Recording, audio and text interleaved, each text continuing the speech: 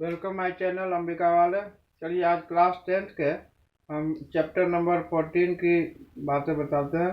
कुछ बेसिक चीज़ें आप देखिए इसमें आपको मीन मीडियन मोड निकालने के लिए सिखाया जा रहा है। हालांकि आपने ये पहले भी निकाला, लेकिन अब आप यहाँ एक अलग फॉर्मूले से आप इसको मीन मीडियन मोड को निकालेंगे। इसके अलावा और भी आगे क्वेश्चन है जिसमें आपको बारंबारता बहुभुज यानी कि पॉलीगॉन वगैरह निकालने के लिए कहा जाएगा।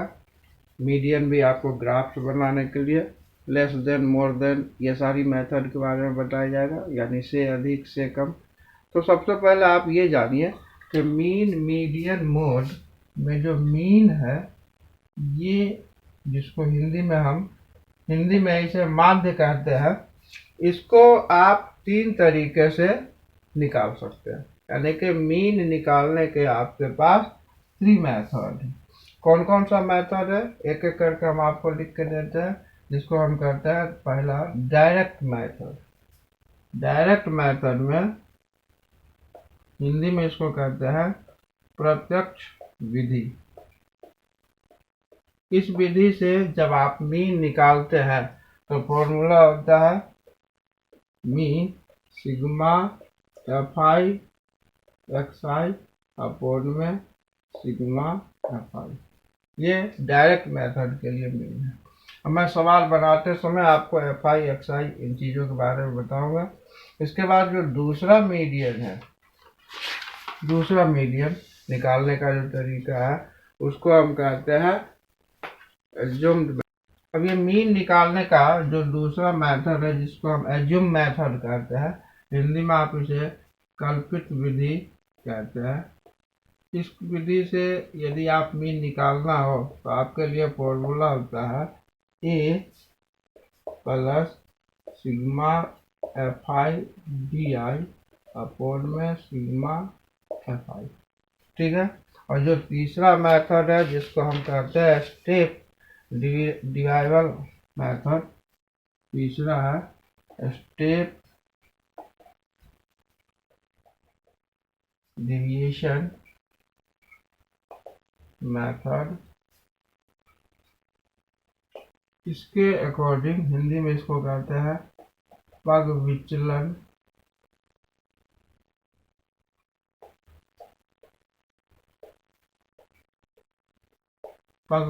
विधि।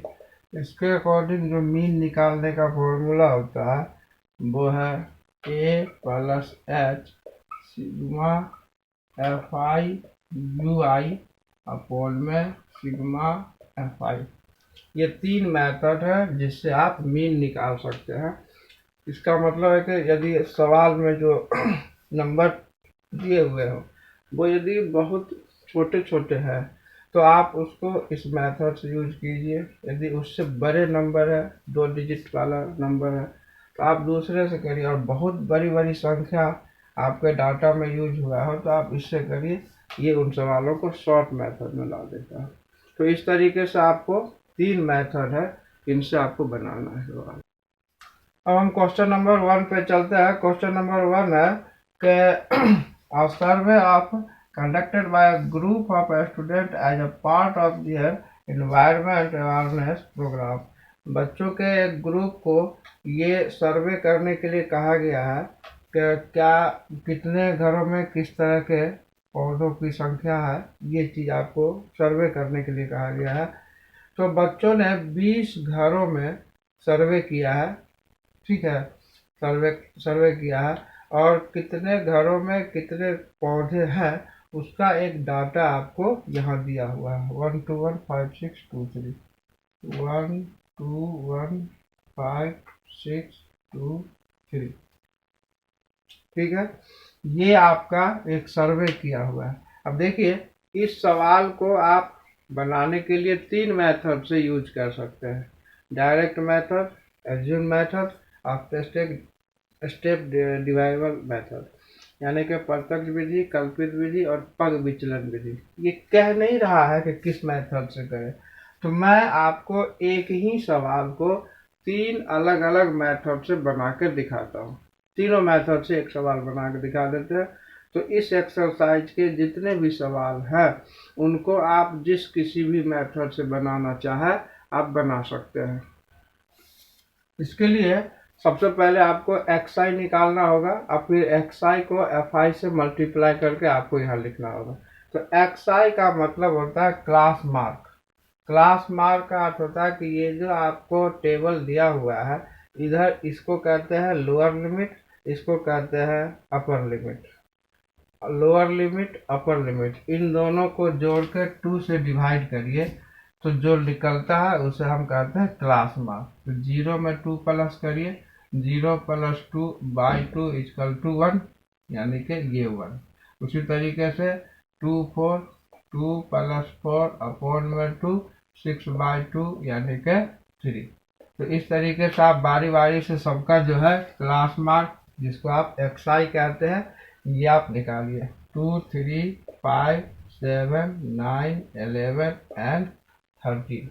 अब आप नंबर ऑफ आवर, इसे आप fi भी कह सकते हैं, ये आपका fi है। fi से xi को मल्टीप्लाई करके लिखते जाइए। fi फ्रीक्वेंसी, जिसको हिंदी में बारंबारता कहते हैं, मल्टीप्लाई करिए 1 6 5 35, मल्टीप्लाई करिए 54 22 और 39।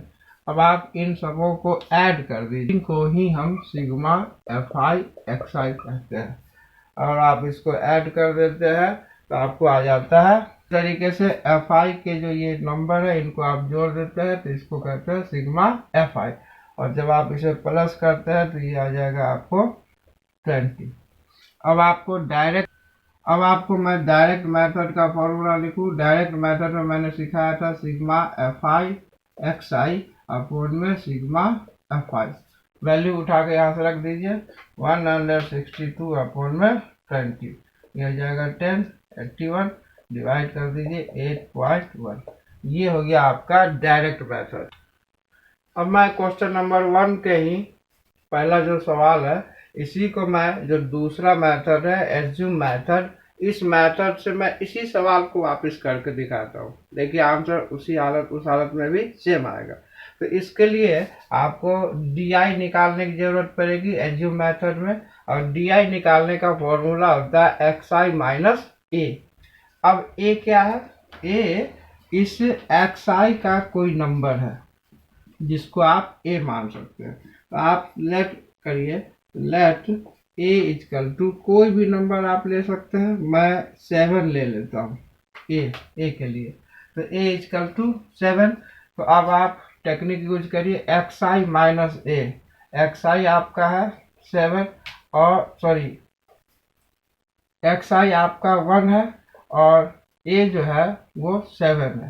तो माइनस कर दीजिएगा तो ये जाएगा -6 यहाँ के लिए। उसी तरीके से दूसरा आपको निकालना होगा। तो xi आपका 3 है और a जो आपने है वो 7 माना है, तो जाएगा -4। इसी तरीके से ये जाएगा -2 ये 0 हो जाएगा, और ये 2 और ये 4 और ये 6 हो जाएगा। देखिए यहाँ एक खास बात है यदि आप किसी बीच वाले टर्म को आप a मान लेते हैं तो पहला बार में घटाने के बाद जो कुछ भी xi में से माइनस करने के बाद आएगा, उससे आप दो माइनस करते हुए, यानी कि दो प्लस करते हुए नीचे तक आ जाएंगे। तो ये करके बार बार आपको चेक करने की जरूरत नहीं पड़ेगी, हर बार इसी तरीके का आपको रिजल्ट आ जाएगा। अब आप एक अलग से और एक टेबल बनाइए जिसे आप fi di कह सकते हैं, और fi को di से मल्टीप्लाई करके निकाल के रखें। अब मैं fi के साथ di को सबको इसके साथ मल्टीप्लाई कर दिया, ये रिजल्ट आ गया। अब ये तीनों माइनस में, आप इसको प्लस कर दीजिए और इसे प्लस कर दीजिए और फिर इसे इससे माइनस कर दीजिए, तो आपको आ जाएगा ये 8 6 14 और 2 16 -16 और 20 38। ये माइनस कर देंगे तो ये जाएगा 22, जिसे आप fi di कहेंगे। अब आपके पास फॉर्मूला होता है एज्यूम मेथड के लिए, फॉर्मूला होता है a + सिग्मा fi DI/में सिग्मा FI। सिग्मा FI को हम n से भी इंडिकेट करते हैं, तो यहाँ n भी हो सकता है। देन n या a जो है आपका 7 है, 7 प्लस 22/20, इसे कट कर दीजिए, 10 11 मल्टीप्लाई कर दीजिए 81/10, सो 8.1। ये इसका एज्यूम मेथड। मैं इसी सवाल को अब तीसरे मेथड से भी करके आपको दिखाता हूँ। अब मैं इसी क्वेश्चन नंबर 1 को आपको दूसरे मेथड से निकाल के दिखाता हूँ, जिसको हम कहते हैं स्टेप डिविएबल मेथड, जिसमें UI की ज़रूरत होती है, और UI के लिए फॉर्मूला होता है xi माइनस a/h। तो देखिए a आपको अभी अभी पिछले आपने सवाल में देखा था कि a क्या होता है, तो xi में से कोई भी नंबर ले लेते हैं जिसे आप a कह सकते हैं, तो मैंने a7 मान लिया। अब h हाइट, ये क्लास इंटरवल के बीच का लोअर टर्म अपर टर्म के बीच का जो डिफरेंसेज है, यही h कहलाता है। तो h क्या हो जाएगा, सब में देखिए आप, बराबर 2 का डिफरेंसेज है तो 2। तो अब आप इस फॉर्मूले पे रख के बारी बारी से सबका UI निकालिए। xi आपके पास है 1, माइनस a आपका 7 है, और h आपका 2 है। देन -6/2 कट हो जाएगा -3, यानी ये रिजल्ट आ गया -3। इसी तरीके से दूसरा निकालने के लिए, दूसरा xi है आपका 3, xi पहले लेना है, तो आप ये 3 लीजिए, और उसके बाद a के लिए 7 लेंगे, अपॉन में h यानी कि 2, माइनस कर देंगे -4/2। देखिए अब ये सीरियल वाइज एक एक प्लस होता चला जाएगा, तो इस तरीके से ये हो जाएगा -2 -1 0 1 2 एंड 3। अब आप xi को UI को fi से मल्टीप्लाई करिए, fi और UI मल्टीप्लाई करिए, -3 -4 -1 0, 6 1 जा 6, 2 2 जा 4, और 3 3 जा 9। अब आप इन तीनों को एक साथ प्लस करिए, इसको एक साथ प्लस करिए, और फिर इसको माइनस करिए। अब हम इसे मीन के तीसरे मेथड पे रख देते हैं, तो mean equal to a plus sigma FI UI upon में सिग्मा FI, या n भी लिख सकते हैं, और इनटू h। अब आप यहाँ वैल्यू पुट करिए, वैल्यू पुट करेंगे, a 7 है, then plus sigma FI xi 11 upon में FI 20, और इनटू में h की वैल्यू है 2 से इसे कट कर दीजिए 10। तो ओवरऑल ये आ जाएगा आपको 7 प्लस में 11/10 मल्टीप्लाई 81/10, 8.1। ये आपका आंसर। देखिए आप, मैं एक ही सवाल को आपको मीन के 3 अलग अलग फॉर्मूले से बना के दिखा दिया। अब आगे के जितने भी सवाल है आपकी मर्जी है, आप इसको किसी भी तीनों में से एक मेथड से कर सकते हैं। अब चलिए क्वेश्चन नंबर 3 पे चलता है। क्वेश्चन नंबर 3 में है कि ये डेली पॉकेट का आपको रुपीज में दिया हुआ है, और ये नंबर ऑफ चिल्ड्रन आपको नंबर में रूप में दिया हुआ है। इसमें एक डाटा f के रूप में दिया हुआ है, और नॉन है, ये नहीं मालूम है, और इसी को आपको फाइंड करना है। देखिए जब ये दोनों डाटा कंप्लीट होता है तो आपको मीन निकालने के लिए दिया जाता है, लेकिन जब दोनों में से कोई एक चीज गायब कर दिया तो दूसरी तरफ जानकारी आपको बढ़ाना पड़ेगा। तो आपको इसमें क्वेश्चन में दिया हुआ है the mean pocket allowance is ₹18, यानी कि इस सवाल का जो मीन है वो आपके पास रिजल्ट रूप में दिया हुआ है 18। आप ये जो मिसिंग डाटा है, यानी f जो ये आपको नहीं मालूम है, यही आपको निकालना है, बताना है। ठीक है, अब f को बताने के लिए आपको क्या करना होगा, उसी मेथड का तीनों में से कोई भी मेथड यूज करिए। डायरेक्ट मेथड से मैं इसको मेथड से बनाने के लिए आपको पता है पहले xi चाहिए, उसके बाद सिग्मा fi, xi निकालने के लिए fi xi निकालना होगा। तो xi निकालने का तरीका हमने बताया कि जो ये क्लास इंटरवल है, इनको लोअर लिमिट अपर लिमिट को प्लस करके 2 से डिवाइड करिए, तो 11 प्लस 13/2, ये हो जाएगा 24/2 देन 12, तो ये हो जाएगा आपको 12, ये हो जाएगा 14, 16, 18 और ये हो जाएगा 20, 22 एंड 24। इस तरीके से आपको ये डाटा मिल गया।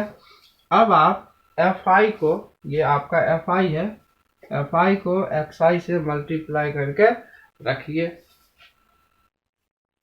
अब आप इसको सबको प्लस कर दीजिए तो आपको आएगा sigma fi xi equal to 752 plus 20f, और आप इसे भी प्लस कर दीजिए तो आपका हो जाएगा n equal to 44 plus f, ये सबको जोड़ दीजिए 44 प्लस f हो जाएगा।